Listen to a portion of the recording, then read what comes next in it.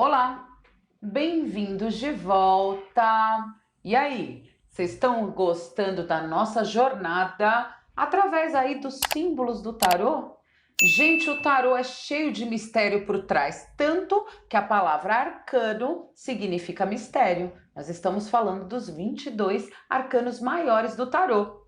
Tem uma discussão aí, tem gente que fala que o tarô começou na França, 1400 depois de Cristo, tem gente que fala que é na Itália, tem gente que fala que foi o deus Tote, ou seja, Hermes Trimegisto. A gente não sabe, mas a gente sabe que tem muita gente grande por trás desse simbolismo. Babilônicos, gregos, suméricos, egípcios. Nossa Senhora, o berço da civilização inteira deu pitaco aqui. E é tão interessante que até hoje a gente utiliza isso como ferramenta de oráculo. E é engraçado, gente, porque antigamente, nas civilizações antigas, utilizar o oráculo era muito comum. As pessoas, se iam para a guerra, utilizavam o oráculo. Se iam se casar, utilizavam o oráculo. Hoje em dia, as pessoas continuam fazendo a mesma coisa, mas elas fazem aí, ó, na boca pequena, né? Tem muita gente que, não acredito nisso, mas até hoje, tarô segue firme e forte. Será que é esse simbolismo que se comunica com a gente? Eu acho que tem a ver com a linguagem inconsciente. Então vamos entender um pouquinho mais?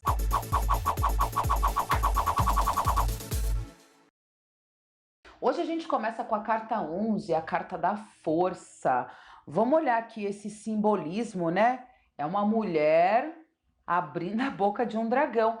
E ela não tá fazendo muito esforço, não tá suada, descabelada, morrendo para fazer isso, né?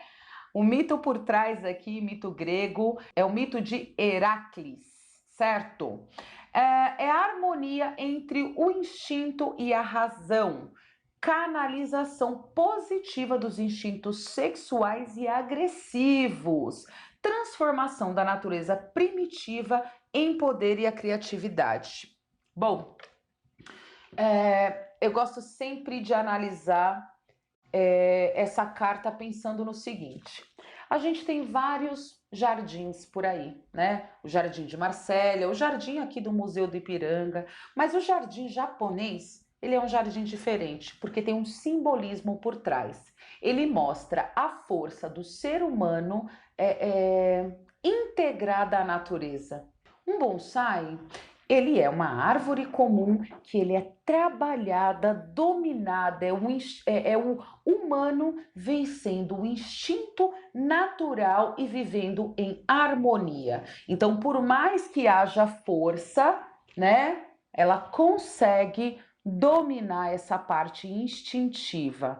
Ela aqui, ó, é um centauro e não um minotauro. O minotauro, se você for olhar o símbolo, é o quê? É a besta vencendo a razão, né? A perna é de homem, a mente é de besta, enquanto o centauro é justamente ao contrário, é o domínio, né?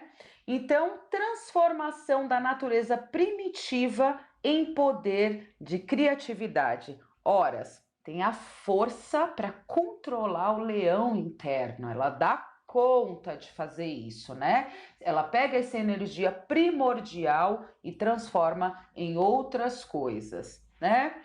Aspecto sombra, ira, repressão, né? Perversão sexual, violência física e sexual. Por que sexual, gente? Força, energia para fazer as coisas, libido é energia de vida, é pulsão de vida. Muitas vezes a gente pega a nossa libido, a nossa energia sexual e desloca para a criatividade, certo? As pessoas que sofrem de ninfomania, por exemplo, elas não conseguem deslocar a energia libidinal para a mente, elas trazem para essa região, então se torna uma compulsividade. Esse arcano aqui está falando de uma pessoa com muita energia libidinal. Então, no seu aspecto positivo, domina o seu minotauro, domina o seu leão. No seu aspecto negativo, aí ele fica mais com essa questão do instinto sexual, inclusive mais aflorado. Continuando, A gente tem uma carta temida, é o pendurado, número 12, o enforcado. Enforcado pelo pé. Repara bem, vamos deixar a carta grandona, né? Ele é um cara enforcado pelo pé. Repara a carinha dele. Ele tá sofrendo? Chorando? Descabelado? Não, né? Se ele pegar a mãozinha dele e esticar, quem sabe ele até se solta. Ele me parece uma pessoa alienada que não tem consciência da situação dele. Tá ali penduradinho pelo pé, mas não faz nada para se soltar, porque não percebe que está numa situação ruim. Conhece gente assim? Fácil de identificar, né? Até a gente, às vezes, está aqui nessa situação. Eu já vivi o pendurado algumas vezes, né? Por isso que é simbólico, né? Situação arquetípica de sacrifício, o mito grego associado é de Prometeu, né? Imagem também do sacrifício voluntário e consciente em benefício de um bem maior. Esse aqui, no seu aspecto positivo, a pessoa resolve se sacrificar em prol de um bem maior e ela não está sofrendo muito com isso, né? Às vezes é uma pausa necessária para você ter o retorno às origens, né? Em seu aspecto sombra, não preciso falar muito, impotência, círculo vicioso, eu nem enxergo, eu estou no meio de uma situação que eu nem vejo, né? Depressão, ressentimento, codependência, condescendência. A gente tem que ficar muito esperto quando a gente está aqui nessa posição de pendurado e as pessoas que a gente ama também, né? Dá um toque quando a pessoa está no círculo vicioso. Gente, a gente está aqui num quarteto de cartas complexas, tá? Agora vamos lá. Pananana, a carta mais temida dos 22 arcanos do tarô.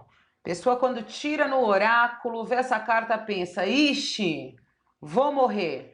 Gente, assim, a linguagem simbólica não é literal. Vamos entender o que está por trás aqui desse arcano, desse mistério, né? O mito por trás, se a gente está falando de morte, quando a gente pensa em mito grego, quem que é? Hades. Hades, muito bem, a Amanda tá treinada. Gente, é Hades. Para quem não conhece o mito de Hades, tem aqui um vídeo explicando, né, esse mito. Veja bem, Hades não é terrível, né? Como se pensa, muito pelo contrário, Hades era bem justo, discreto, elegante, o mais rico dos deuses, né?